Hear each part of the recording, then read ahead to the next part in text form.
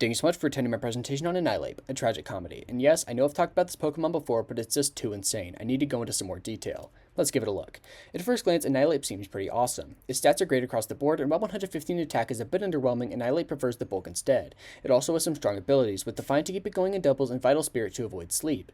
It also has a solid move pool, and even possesses one of the most unique type combinations of the game, Fighting and Ghost, which allows it to hit the normal types that are immune to its stab. But it all falls apart when we see its signature move, Rage Fist. This move is, in one word, really fucking broken. It starts at its 50 base power, but increases by 50 each time it's hit. That's pretty damn stupid. Just the presence of this move is enough to scare opponents off from clicking pivot moves, weaker moves, or even just moves in general. After all, you can't risk powering it up even further.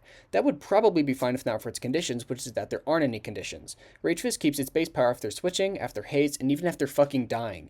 If you use Revival Blessing on Annihilape after its Rage Fist has been powered up, it stays powered up. Most people are grateful and have a change of heart after a near-death experience, but the ape stays as angry as ever. Annihilape is really good in singles for every reason you'd think. It's not the most bulky switching around, but it sure as hell the scariest, as it loves to tank resisted or even neutral moves and counter by throwing everything but the kitchen sink at you. Its stab combination that I called cool earlier turns into a harbinger of death as it recovers with Drain Punch against normal types to switch into Rage Fist. Just the threat of Rage Fist is enough to force almost anything out, but switching is needlessly scary. If Annihilape decides to call it and click bulk up on the switch, the game might just be over. You can't even do anything to stop it status-wise, as it commonly runs Taunt. There's very few moves in the OU metagame that can take it out in one hit, especially with Terra around. Annihilape has been banned from a variety of metagames, but the most important is Overused, where it was removed about a year ago. But in VGC, we don't really have bans, and as you might expect, Annihilape started out the generation in a dominating way. It pairs with Mousehold well, taking its beat-ups to the face to power up Rage Fist, and then throwing up a 250 base power move on the first goddamn turn.